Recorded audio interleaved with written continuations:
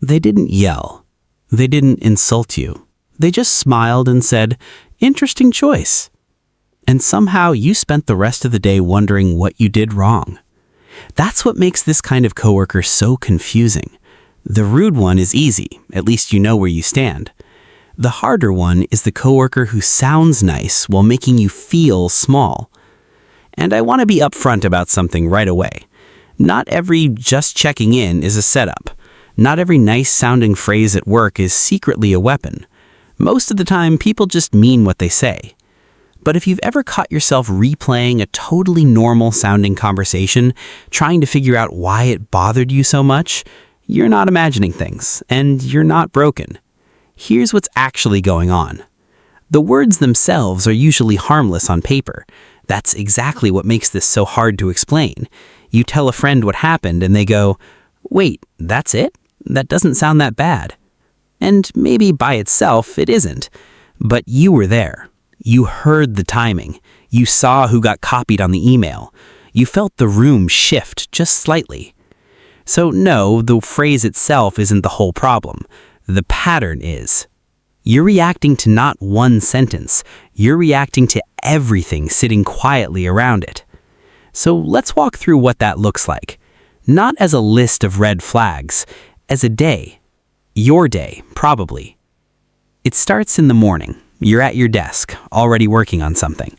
The deadline isn't even close yet, and then a message pops up in the team chat where everyone can see it. Just checking in on this. Read on its own, that's fine. It sounds responsible, like someone just being on top of things. But the deadline hasn't passed. You're already doing the work. And it didn't land in a private message.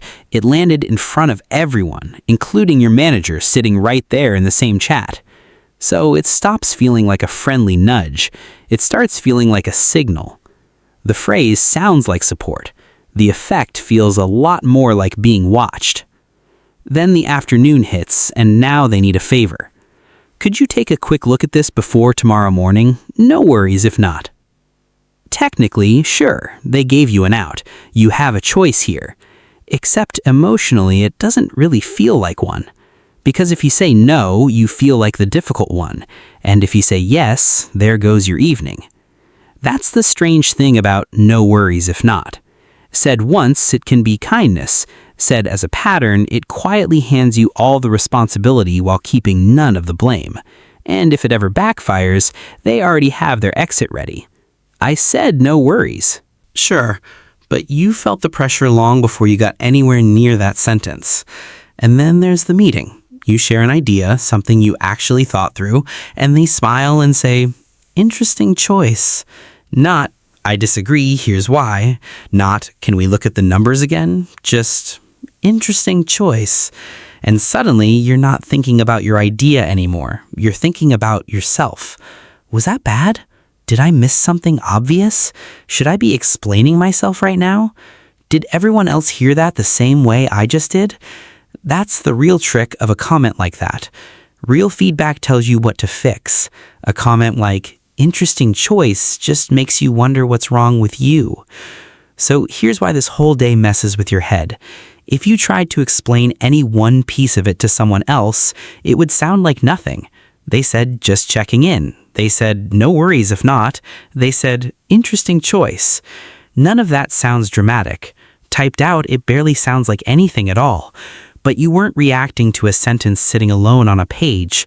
You were reacting to the timing, the audience, the fact that this wasn't the first time, the little ways you've started adjusting yourself around this person without even noticing. The damage is hard to explain precisely because the words sound so harmless. So let's just say this clearly once.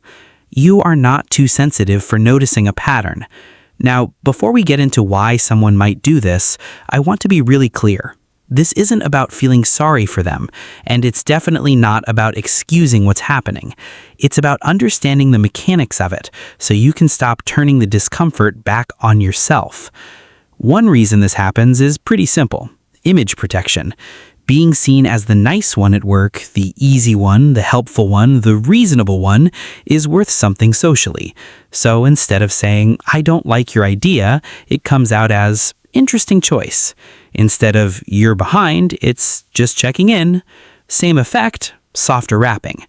And that's the tricky part. They get to create pressure without looking like the one creating it.